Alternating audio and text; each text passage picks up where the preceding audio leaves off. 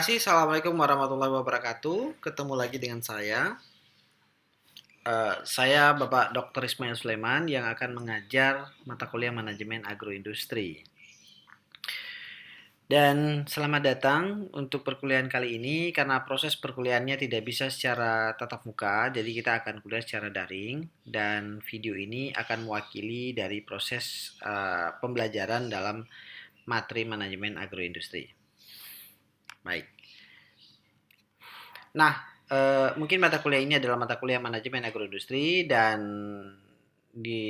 nantinya adalah kita akan belajar pada semester 3 dan memiliki 3 SKS.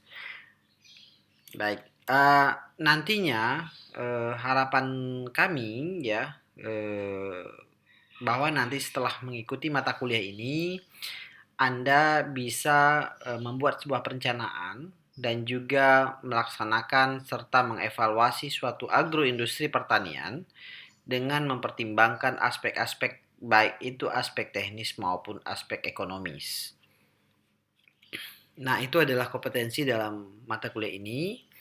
Dan untuk materi kuliah itu nanti ada beberapa materi yang akan disampaikan oleh 3 orang dosen ya. Jadi dosennya adalah saya sendiri ya, Dr. Ismail Sulaiman, dan juga nanti ada juga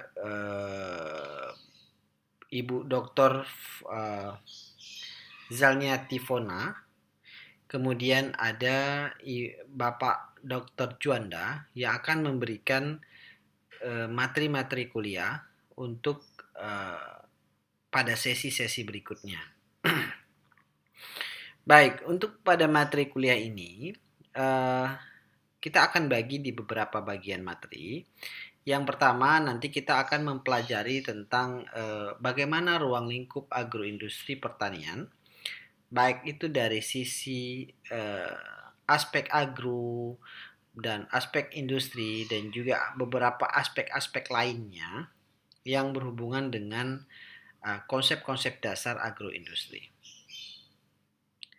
Nah, dalam hal tersebut juga akan memberikan sebuah bagaimana kontribusi atau peluang serta kendala pengembangan agroindustri di pedesaan.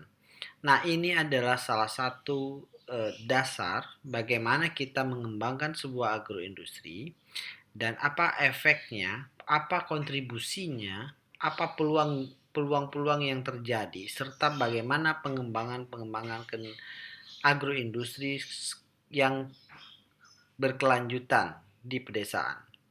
Nah, semua ini Anda bisa membaca di Sukartawi. Ini adalah salah satu rujukan yang bisa Anda gunakan dalam proses pembelajaran ini. Nah, setelah Anda nanti mempelajari kontribusi, peluang, kendala, dan pengembangan serta ruang lingkup secara umum, nanti Anda juga akan membuat sebuah keputusan dalam sebuah manajemen industri pertanian. Artinya sesuatu hal yang sudah Anda pilih, Anda harus memutuskan apakah itu layak atau tidak. Atau apakah Anda bisa melaksanakan atau melanjutkan proses sistem manajemen industri pertanian tersebut. Nah, materi kedua adalah manajemen produksi agroindustri. Nah, di dalam proses manajemen produksi agroindustri ini, perencanaan sebuah agroindustri itu adalah merupakan hal yang sangat penting. Dan yang kedua adalah pemilihan lokasi. Nah, pemilihan lokasi ini adalah pemilihan yang sangat urgenitas, artinya adalah yang sangat penting dalam sebuah penyusunan perencanaan sebuah agroindustri. Kalau lokasinya nggak tepat sama sekali, ini akan sangat berbahaya dalam proses produksi agroindustri. Apalagi dalam proses pemilihan fasilitas dan masukan-masukan yang akan digunakan dalam sebuah agroindustri.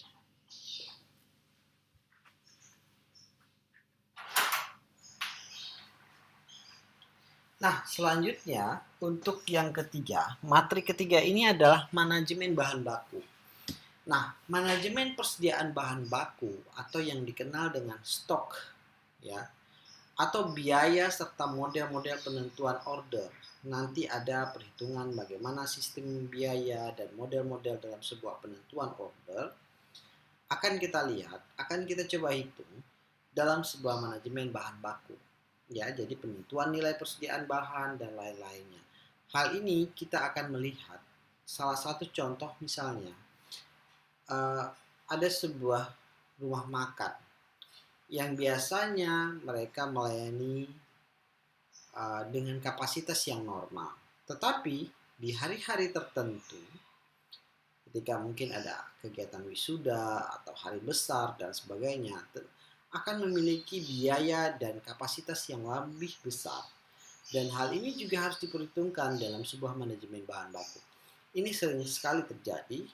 Orang tidak bisa melihat peluang, melihat berapa cost yang harus kita keluarkan dan model apa yang bisa kita tentukan supaya penentuan order ini tidak merugikan dari si produsennya ataupun si konsumennya sendiri. Dan yang keempat adalah perancangan proses produksi. Nah, perancangan proses produksi ini adalah perencanaan proses pemilihan. Jadi kalau kita mau bikin sebuah proses produksi, apa yang akan kita buat?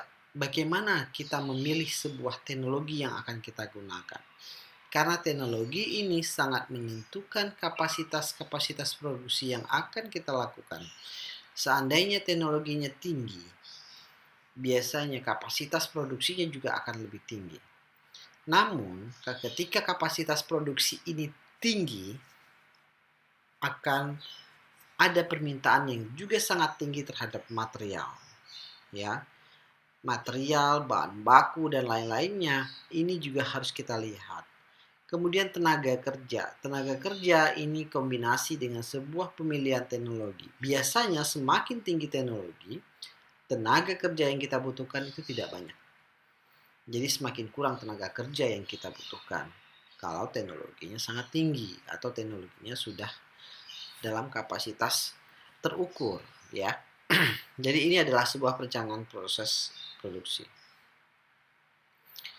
Nah, sebuah kegiatan produksi atau sistem produksi serta proses dan siklus dalam sebuah pengendalian produksi ini juga sangat mempengaruhi dalam sebuah kegiatan produksi. Nah, kegiatan produksi ini yang dapat kita tampilkan adalah sebenarnya nilai input dan output, input dan proses serta output akan menghasilkan produk yang kita inginkan. Jadi sebuah sistem produksi yang kita lakukan secara kontinu, ya, ini merupakan salah satu kegiatan produksi yang diharapkan. Ya, jadi jangan kita bikin hari ini produksinya sangat banyak, kemudian besok produksinya sangat rendah.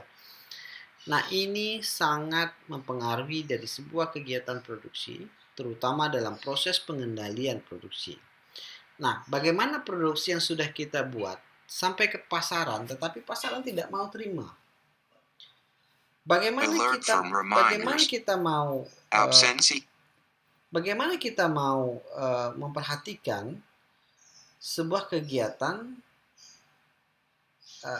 produksi, kita sudah buat sebuah inputnya, kita sudah buat prosesnya, kita sudah buat sirkulasinya, tetapi tidak punya pengendalian produksi.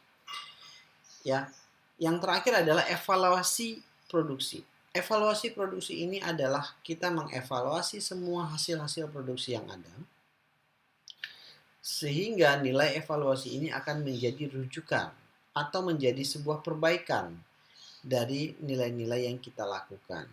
Ya. Baik, ini adalah bagian ruang lingkup untuk kegiatan produksi. Nah, yang keenam, ya, ini adalah aspek ekonomi. Aspek ekonomi ini adalah bagian dari sebuah perencanaan biaya yang dimulai dari perencanaan biaya sampai dengan bagaimana menghitung nilai kelayakan usaha. Dan juga nanti akan dilihat bagaimana nilai-nilai ini bisa beruntung. Bagaimana nilai-nilai ini bisa dihitung berapa nilai yang harus dikembalikan. berapa lama Anda bisa bekerja, berapa lama Anda bisa membuat sebuah industri tetapi Anda nanti bisa menguntungkan. Atau nanti yang akan kita hitung dengan nilai BEP atau REL dan lain-lainnya. Itu adalah nilai-nilai salah satu standar-standar dalam perhitungan nilai aspek ekonomi.